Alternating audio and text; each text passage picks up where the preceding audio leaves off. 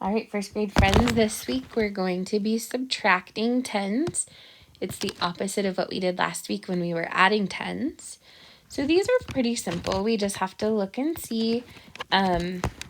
So we have, like on this first one, we have 20. And if I cross out one of them, how much is left? It's 10, okay? So this time I have, let's count by tens, 40. And if I minus one of them, 10 of them, how many are left? 30. Very good. So let's look at the next one. Let's count by tens. 10, 20, 30, 40, 50, 60. So if I take one away, what's 60 minus 10? It's 50. Very good. Okay, this one's 10 minus 10. So if I take away that 10, what's left? 0. Very good. Okay, this one I have 30 minus 10.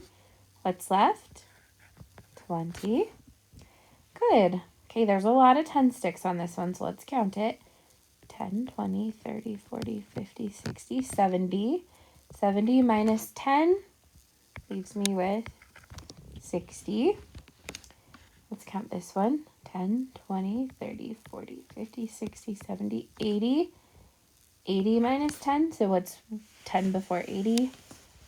70. And then we have 10, 20, 30, 40, 50 minus 10 is 40. For a review. Good work, boys and girls. Look on the back and we have minus ones. These should be fairly simple. There's really not much else between the answers are 1 and 0. So it shouldn't take you long to practice these, but it's always good